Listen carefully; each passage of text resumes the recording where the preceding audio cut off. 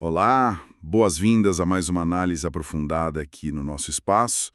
Hoje, o foco total é no Brasileirão 2025, naquele confronto Corinthians e Grêmio, jogo que promete, hein? 31ª rodada. A gente recebeu bastante coisa para olhar, sabe? Notícias, análise tática, histórico, até odds de aposta. A ideia é entender o peso desse jogo, quem tá fora, quem pode decidir, enfim, a história toda por trás desse duelo. Exato. E olha, é confronto direto, né? Os dois times chegando neste domingo, 2 de novembro, com 39 pontos. Uma igualdade que, assim, coloca mais tempero ainda na partida. E o jogo é às 16 horas, na Neoquímica Arena. Isso, lá em Itaquera. Vamos então mergulhar nesses pontos-chave, nos detalhes que podem fazer a diferença. Ok, vamos lá então. Corinthians em 10º, Grêmio logo atrás 11º, só o saldo de gols separando os dois, 39 pontos para cada lado. Nossa, que cenário. É uma pressão enorme nos dois, né? Uma pressão imensa, sem dúvida. Pro Corinthians, é aquela chance, sabe? De engatar a terceira vitória seguida, o que não tem acontecido muito, e dar um pulo na tabela. Para sonhar com pré-Libertadores ainda. Pra sonhar, pra se aproximar. Ainda tá 8 pontos do Botafogo, que é o sexto, mas uma sequência boa agora, né? Alimenta esperança. E pro Grêmio? Pro Grêmio, ganhar lá em Itaquera seria, assim, consolidar uma recuperação que tá vindo, poderia subir umas 2 posições, encostar no G7 ali. É o famoso jogo de 6 pontos, né? Assim, aquele que você ganha 3 e tira 3 do rival direto. Exatamente. E nesse clima todo, o que dizem as casas de apostas? Pelo que eu vi no material, o Corinthians está com um leve favoritismo por jogar em casa, certo? Sim, o mando de campo influencia, né? As odds, as probabilidades estão girando ali por 1,7, 1,8 para a vitória do Corinthians. Indica um favoritismo mais moderado. E o empate e a vitória do Grêmio? O empate paga entre 3,3 e 3,6, mais ou menos. E a vitória do Grêmio, fora de casa, está cotada entre 4,6 e 5,1. Então os números apontam para o Corinthians. Apontam, mas é aí que a análise precisa ir um pouco além, né? Se a gente olha o histórico recente desse jogo, nesse estádio específico, e a situação dos times, desfalques importantes dos dois lados, talvez o equilíbrio seja bem maior do que essas odds estão mostrando. Interessante. Quer dizer que pode ter valor em apostar no empate ou até no Grêmio. Para quem gosta de um risco maior, talvez sim. O histórico lá, como a gente vai ver, é bem peculiar. Boa. Falando então da situação dos times, começando pelo Corinthians, o mandante vem de 2 vitórias, 1-0 nos 2 jogos. Parece ter achado uma certa solidez defensiva, né? Parece que sim. Mas o técnico Dorival Júnior tá com um quebra-cabeça daqueles para hoje, principalmente no meio-campo. O material que a gente viu fala em vazio significativo. Vazio significativo por quê? Porque ele perdeu de uma vez só 3 jogadores titulares do meio-campo, todos suspensos. 3, nossa. Quem são? Ranieri e o colombiano José Martínez, os 2 volantes mais marcadores, levaram o 3º amarelo e, para piorar, o Breno Bidon, garoto que vinha jogando bem, mas na criação foi expulso contra o Vitória. Caramba! Perdeu os 3 de uma vez? Ranieri e Martínez são aqueles cães de guarda ali na frente da zaga, né? Muita pegada. Exato. Muita intensidade, desarme, proteção para a defesa. Perder os 2 juntos é um baque forte nesse equilíbrio defensivo. A transição pode ficar exposta. E o Bidon vinha dando uma dinâmica diferente, mais chegada na frente. Isso, mais criatividade, ligação com o ataque. É um golpe duro mesmo. A boa notícia, pelo menos, é o retorno do Maicon. O Maicon volta de suspensão. Exato. Cumpriu contra o Vitória e tá de volta. Traz mais qualidade no passe, experiência. Ele deve pegar uma dessas vagas no meio. Certo, uma vaga preenchida. E as outras 2? Quem pode jogar ali? Bem, as fontes citam algumas opções, mas nenhuma com as mesmas características, né? Tem o peruano, o André Carrilho, experiente. Tem os garotos Ryan e Charles, que podem dar mais gás. E o Luiz Gustavo Bahia. Mas nenhum deles é um primeiro volante marcador como o Ranieri e o Martínez, né? Não exatamente. O Dorival vai ter que adaptar ali. Nenhuma combinação parece repor totalmente o que o time perde, principalmente em combatividade. Eu li também uma possibilidade de tática de talvez recuar o lateral Angellieri para a zaga.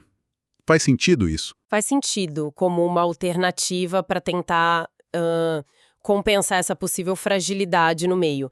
O Angellieri, o argentino, poderia formar uma linha de 5 lá, atrás junto com o André Ramalho ou o Kaká e o Gustavo Henrique. E aí liberaria mais os alas. E isso poderia liberar mais o Matheus Bidu pela esquerda, por exemplo, que é mais ofensivo.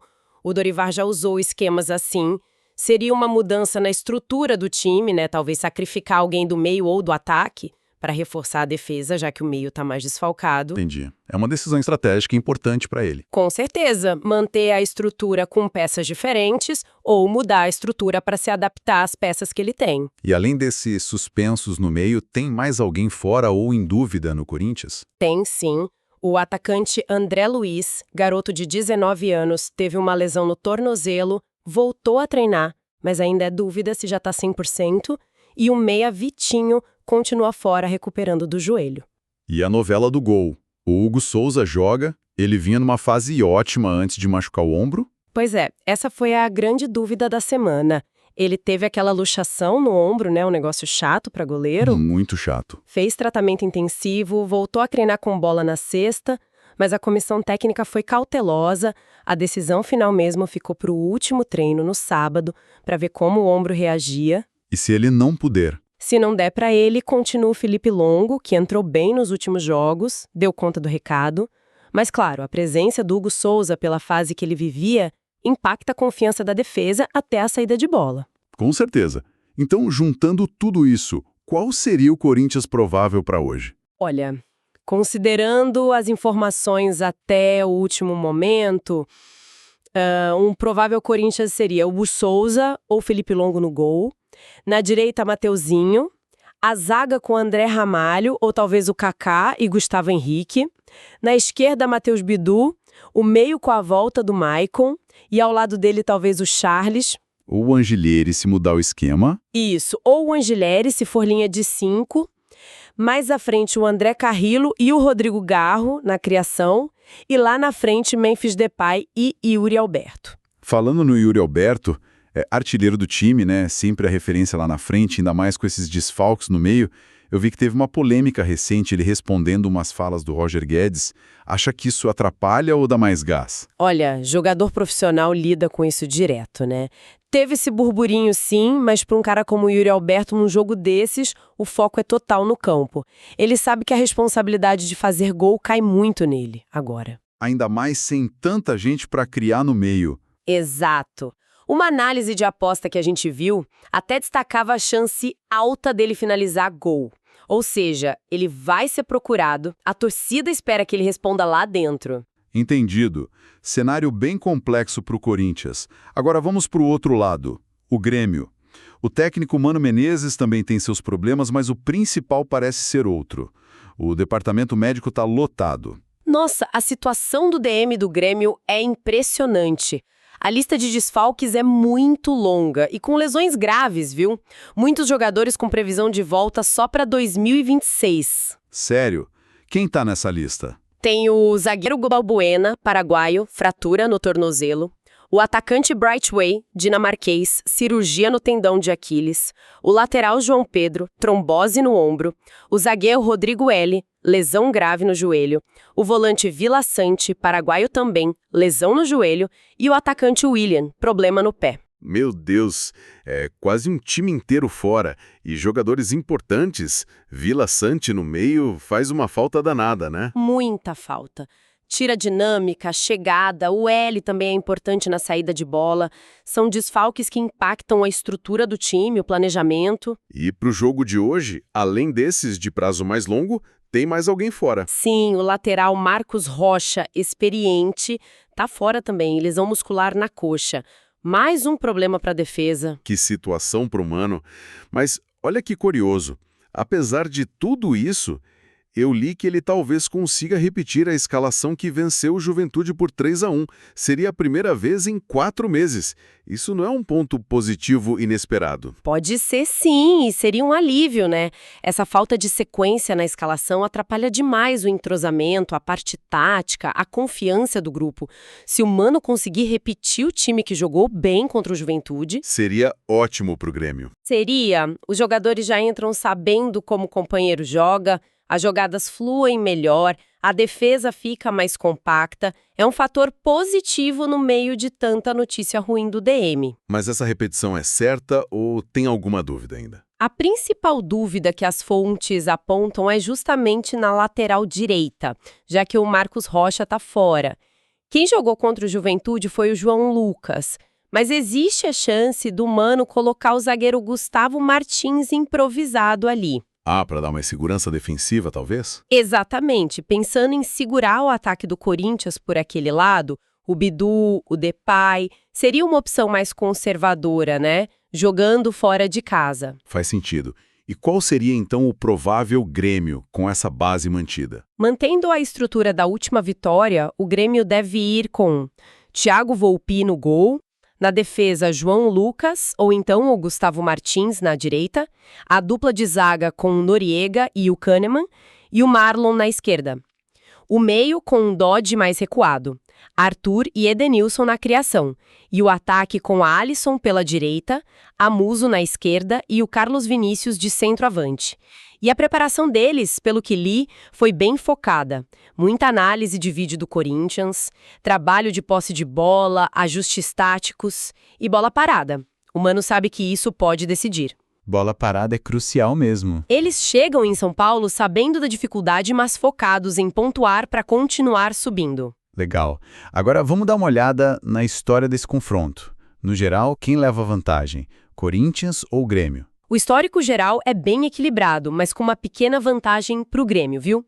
Em 96 jogos oficiais, foram 35 vitórias do Grêmio, 31 do Corinthians e 30 empates. Bem parelho mesmo. E o Grêmio marcou um pouquinho mais de gols também, 115-96. No primeiro turno agora deu empate em Porto Alegre, 1-1. Reforça esse equilíbrio recente. Mas aí é que vem o ponto que você mencionou antes, que talvez o equilíbrio seja maior do que as odds sugerem. O retrospecto específico lá na Neoquímica Arena, o que as fontes trouxeram é impressionante. É um padrão que, nossa, salta aos olhos mesmo. Desde que a arena foi inaugurada, Corinthians e Grêmio jogaram lá 12 vezes. Sabe qual o resultado mais comum? Não me diga que é o empate. Exatamente. Foram só 2 vitórias do Corinthians, uma única vitória do Grêmio lá em 2019 e incríveis 9 empates. 9 empates em 12 jogos. 75%, é muita coisa. É muita coisa, é quase uma regra, né? E não é só 0-0 não, teve 1-1, 2-2, teve até aquele 4-4 maluco em 2024, um jogaço, mas no fim... Empate de novo? É quase uma sina desse confronto lá. Qual será a explicação para isso? Ah, é difícil dizer uma coisa só, deve ser uma mistura, né? Talvez um respeito excessivo dos dois lados, uma cautela tática para não perder para o rival direto... Talvez o encaixe dos times nesses jogos. O Corinthians com dificuldade para furar a defesa do Grêmio lá e o Grêmio sem conseguir se impor para ganhar. Pode ser por aí. Mas o fato é que o dado tá aí, né? 9 empates em 12 jogos. Impossível ignorar isso na análise. Coloca mais uma camada de dúvida. Será que hoje, com tanto desfalque, tanta necessidade, essa sina continua ou alguém quebra isso? É a grande pergunta. E para colocar mais pimenta, a arbitragem. O árbitro é o David Oliveira Lacerda, do Espírito Santo. E parece que ele vem de umas polêmicas recentes na Série A, né? Sim, algumas matérias levantaram isso. Ele tá apitando bastante, é o 24º jogo dele na Série A esse ano, mas algumas atuações foram bem questionadas. Tipo o quê? Citam um cartão amarelo que poderia ser vermelho num jogo do Corinthians com o Atlético, um pênalti não marcado para o Botafogo contra o Palmeiras, que deu o que falar, e um pênalti para o Palmeiras contra o Vitória, que foi considerado duvidoso. Então ele chega pressionado. Chega mais pressionado, sim. Ninguém é perfeito, claro, mas quando acumula lances assim, a atenção sobre ele aumenta, e num jogo tenso como esse promete ser a arbitragem vai ser muito observada. Com certeza. Ingredientes não faltam. Briga direta, desfalques, lesões, histórico maluco de empates, árbitro na berlinda. Para quem não quer perder nada disso, onde vai passar o jogo? Olha, a cobertura vai ser boa. Na TV aberta, a Globo passa para a parte da rede. Na TV fechada, tem Sport TV e Premiere no pay-per-view. E no streaming, vai ter no Prime Video e também na Case TV lá no YouTube. Opção é o que não falta. Ótimo. Então, resumindo o cenário. Confronto direto na tabela, Corinthians e Grêmio empatadinhos em pontos. O Corinthians em casa busca a terceira vitória seguida para colar lá em cima, mas tem que lidar com desfalques pesados no meio e a dúvida no gol. E do outro lado, o Grêmio tentando embalar, superando um monte de lesões, mas com a chance rara de repetir a escalação que funcionou. Tudo isso com aquele histórico surreal de empates na Arena Corinthians como pano de fundo. E o árbitro ali como um ponto extra de atenção. É um cenário cheio de variáveis, difícil prever qualquer coisa. Exatamente. Se for pela lógica fria do histórico na Arena, a gente diria que vai ser outro jogo travado, talvez mais um empate, mas as circunstâncias de agora, a necessidade de vitória dos dois, os desfalques forçando mudanças, a pressão, tudo isso pode quebrar o padrão. Fica então a questão no ar, né? Com tanta gente importante fora, dos dois lados, a pressão lá em cima e essa mania de empatar em Itaquera, será que a história se repete? Mais um placar igual, um 0-0 tenso, 1-1 brigado? Ou será que justamente por causa das ausências, das mudanças forçadas, o jogo se abre e uma das equipes consegue finalmente quebrar esse script e levar os 3 pontos? É uma boa pergunta. Ou ainda, será que a decisão vem de um lance isolado, um brilho individual, um erro crucial, ou até mesmo, uma decisão polêmica da arbitragem que acaba definindo tudo? É um jogo com muitas perguntas para a gente ficar de olho em cada detalhe.